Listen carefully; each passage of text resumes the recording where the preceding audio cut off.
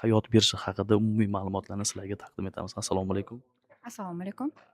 Hayot birja haqida bizani to'g'ridan-to'g'ri prямой efirda ko'rayotgan muxlislarimizga ma'lumot bering. Xo'p, Hayot birja aksionerlik jamiyati, ya'ni bu davlat xaridlarini amalga oshirish uchun, yaratilgan elektron platforma hisoblanadi. Biz hozirgi paytda tovar xomashyo birjaga aylanganmiz va bunda bemalol sizlar tovar xomashyo birjamizda ham faoliyatinglarni yuritishi mumkin. Bemalol brokerlar ham qatnashib, tashkilotlar ham qatnashish imkoniyati mavjud. Bizada barcha platformalarda bo'lganidek davlat xaridlari to'g'risida ma'lumotlar beriladi, o'rgatilinadi va hozirgi forumda ham Hayot birja har doimgidek faol qatnashib kelyapti.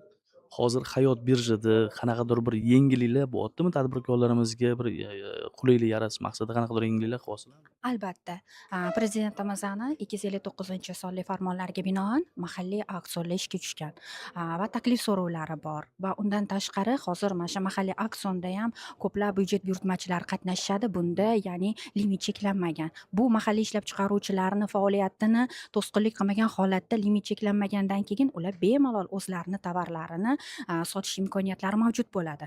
Bu bizani o'zimizni mahalliy ishlab chiqaruvchilarni qo'llab-quvvatlashga juda katta imkoniyat yaratib berildi. Demak, agar siz mahalla ishlab chiqaruvchi bo'lsangiz, bu yengillik, bu qulaylik aynan siz uchun oldin qanaqa bo'lgan? Oldin masalan hamma narsani o'zini limiti bo'lgan.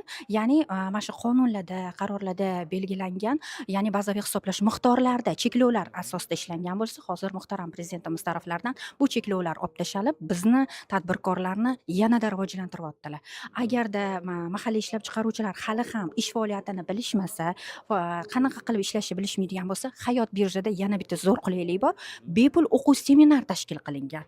Bu mutlaqo bepul tashkilotni o'zini hisobidan va tashkilotning rahbari, boshqaruv raisi Alisher Baxtiyorovich buni tashkil qilganlar va bu o'quv seminarda mahalliy ishlab chiqaruvchi bo'ladimi, byudjet buyurtmachi bo'ladimi, kelib o'zlarini bemalol malaka ko'nikmalarini oshirishadi. Prezident farmonlari bo'yicha hamma ma'lumotlar beriladi, qonunchilikdagi o'zgarishlar.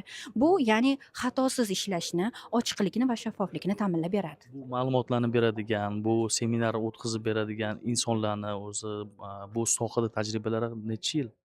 Masalan, aynan o'zimni tajribam 4 yil va bu tashkilotda davlat xaridlarini tashkil qilish departamentida yetakchi mutaxassis lavozimida ishlayman va o'quv seminari kuratori hisoblanaman. Bu seminari kuratori o'zingiz. Ha, albatta.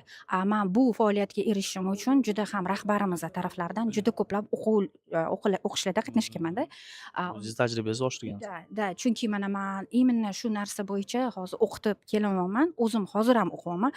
Sun'iy intellekt bo'yicha o'qiyapman. AI bo'yicha, undan tashqari iqtisodiyot, moliya o'quv markazida ham dars beramiz va o'zimizni bilimimizni o'tda ham oshiramiz. Biza har doim to'xtab qolmaymiz. Nima o'zgarish bo'lsa, o'z ustimizda ishlaymiz. Bu o'quv seminariga kimlar tashrif buyurishlari mumkin? Davlat xaridlarida ishtirok etuvchi barcha shaxslar qatnashishi mumkin. Ishtirokchilar qatnasha oladi. Ya'ni, ayrimlarda savol tug'ilishi mumkin. Masalan, men ham qatnashaman, YTTim bor, mani firmam yo'q deydi. Men oddiy kichkina tadbirkor bo'lsam, borsam bo'ladimi deydi. Albatta bo'ladi, chunki tadbirkorlik qila oladigan odam davlat xaridlarida qatnashishi mumkin. Ularga YTTda qanaqa ishlash mumkinligi, u ham hammasi tushuntirib beriladi. Ular malakasini oshirganligi haqida qanaqadir sizlarda sertifikatmi, nimadir beriladimi? Ma'lumotnoma beriladi. O'qiganligi to'g'risida bu guvohnoma hisoblanadi, sertifikat emas, chunki biz sertifikat uchun litsenziyaga ega emasmiz, lekin bizda o'qiganligi uchun, esdalik uchun guvohnoma beramiz va o'zimizni malaka ko'nikmalarimizni beramiz. Eng asosiysi mutlaqo bepul. Mutlaqo bepul.